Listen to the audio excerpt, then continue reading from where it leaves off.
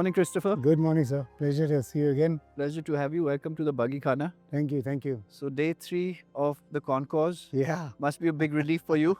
it is now that everything's done and dusted. Yeah, Lot all of the hard has work. been done. Yeah, a lot of hard work, but the results are very clear to see. Everybody's happy about it, and it's a great show. Yeah. Thank you very much. I mean, I've the second time I'm coming in Okay. again. Thoroughly enjoyed Okay. myself. This year I brought my family. Okay. Okay. It was a little hard to handle the kids, but they have also thoroughly enjoyed themselves. I told them before we came here, I said there was one rule: you can touch daddy's car, but you Okay. can't touch anyone else's car. That's a good rule. It was good, A but very good then rule. when they came to my car, they had their hands all over it. So, but great, thank you very much. Really, Most welcome. Most a welcome. great this thing. I'm going to take up your time with this car No, because not at all. It's a pleasure. I know you have built this Yeah. completely, and I've seen it, and the attention to detail Okay. and Thank you. the way that you put it back Yeah. in time is quite impressive. Thank you. If you could, run us through Sure. the Sure. process, Sure. a bit Sure. of history on the car, and Yeah. some Yeah. of the Sure. Sure. technical aspects, please. So when we heard about this car that it needed to be restored, this was something that I could not say no to, even though we had a short period of time.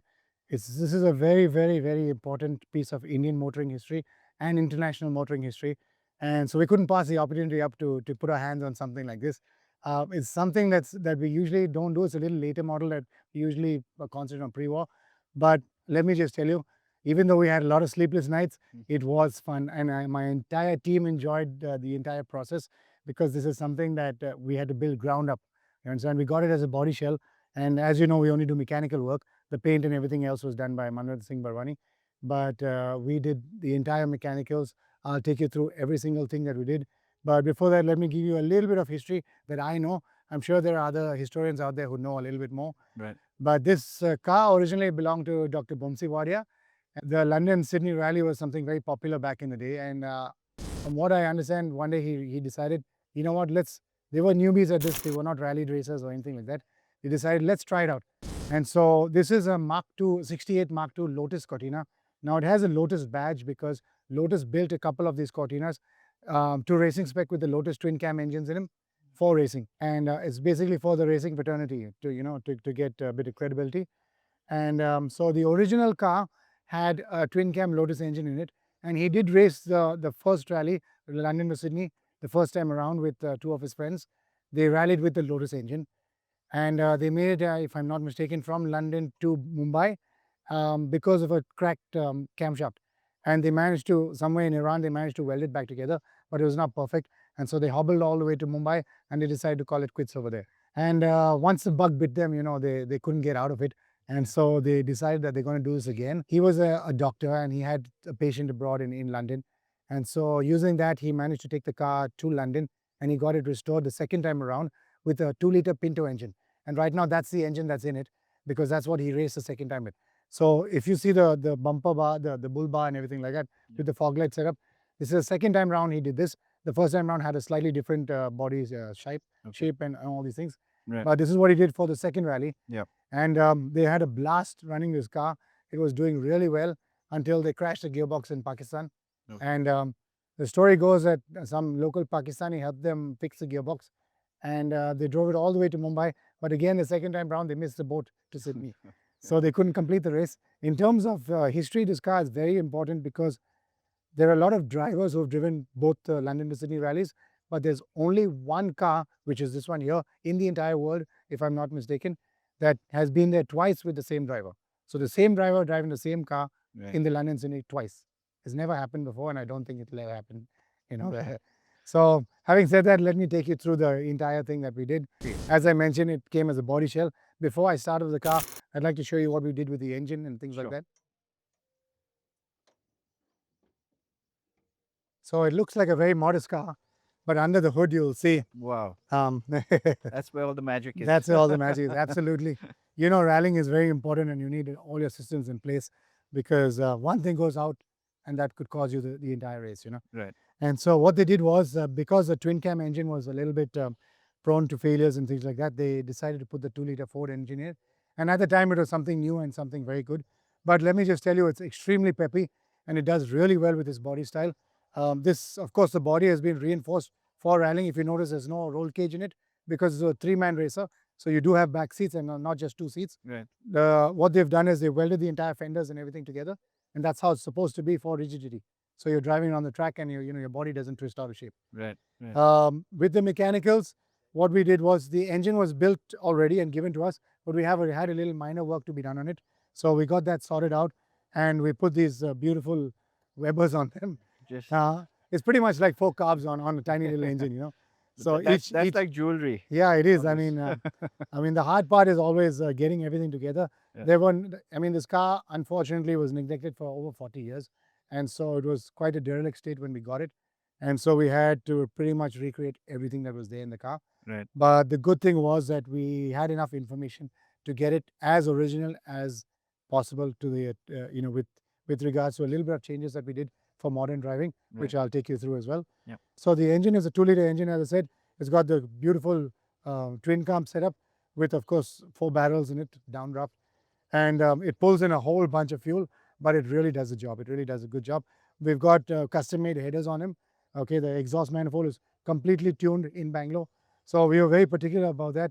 At the end of the day, I hate cars that sputter and spit, backfiring. So you'll hear this note.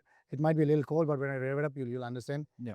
Yeah. So everything that we did, of course, it came with a booster like this. This is brand new, no doubt, but we tried to keep it as original, the engine bay, as it was back in '68. Yeah. All the master cylinders, the brake cylinders, all the fuel lines, the brake lines, all of it is brand new, of course, but we've tried to route it as original. We've rebuilt the steering box. We've rebuilt the gearbox completely from scratch.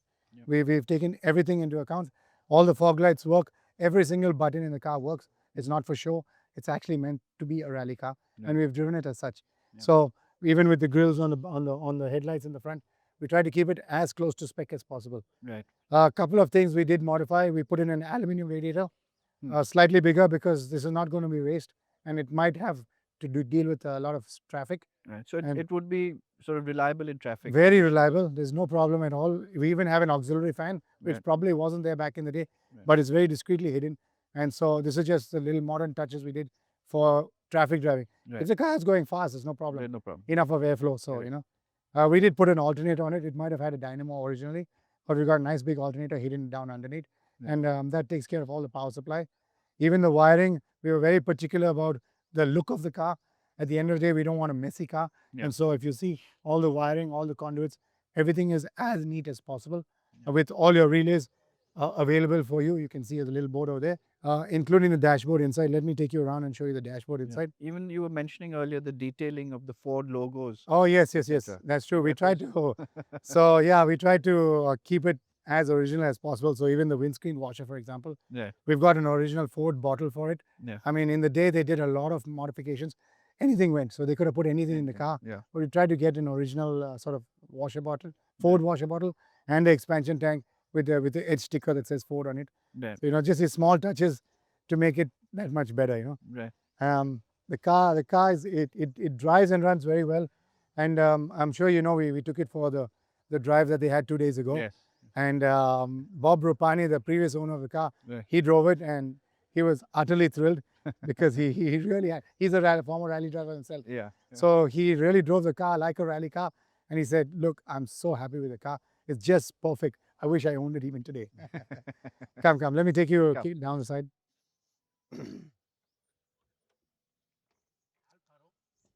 Yeah, cut and build.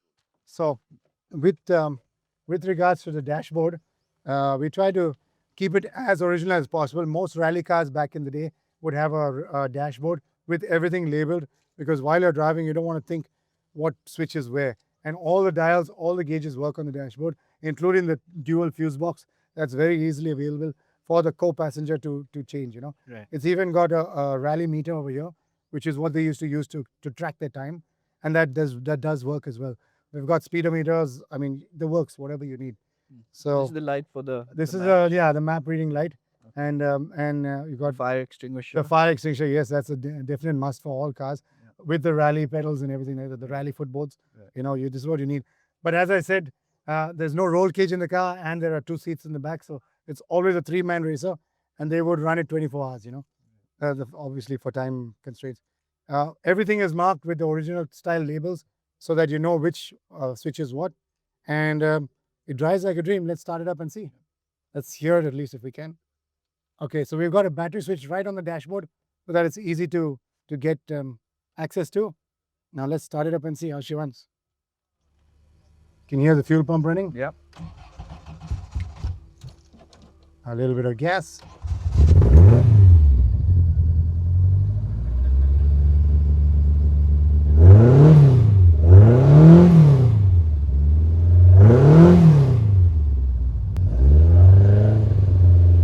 You can hear the twin Webers. Definitely sounds the part. So what I want you to hear is the exhaust note. It's perfectly tuned for this 2-liter engine. And we've got all the toggle switches like they would have had back in the day, including an air horn, things like that, yeah. So do you think, because these Ford Cortinas, they were raced quite extensively in the good old days, even circuit racing and stuff. So places like Goodwood, would this car be sort of eligible to Oh, take, yes, for take sure. there for a, I'm pretty sure it would be. I mean, Yeah. they might have a category for it, but most definitely, yes. This is a British racing car at the end of the day. correct. So why not? Yeah. It's got everything that you require in it. I mean, and we did put a radio in it just for your cruising pleasure. Yeah. Let me take you to the back of the car and Yeah. quickly show you Yeah. a couple of things that we did over there, just to finish it off with. Yeah, so to finish off with, I mean, I showed you everything else, but I want to show you just a small couple of things that we did over here. There are 2 safety latches on the boot. This was done, of course, with the bodywork. These are very important for rally racing because you never know when something goes wrong and your boot will keep flying open. So if you notice, even the bonnet and the boot have special safety locks so that you don't have to worry about it anytime. We've also got a very big reverse light on the back over here. The reason was that, there's no street lights when you're racing. And so you really do need to see. It's not about the other people looking at you. It's about you seeing what's behind you. And so you need a super powerful spotlight at the back, which is what we did.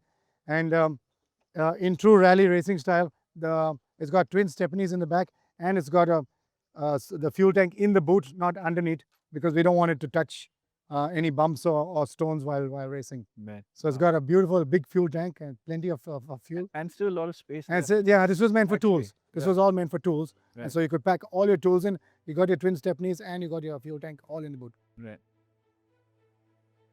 Good, great. So everything was all compact inside the car. Nothing was outside the car. Nothing was underneath. You didn't have to go underneath for anything. Everything was very basic and standard.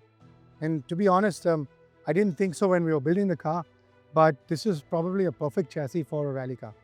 Yeah. It's a nice, beautiful, compact car and very rigid, and you can drive around corners as fast as you want without having to worry about, the body flexing or anything like that.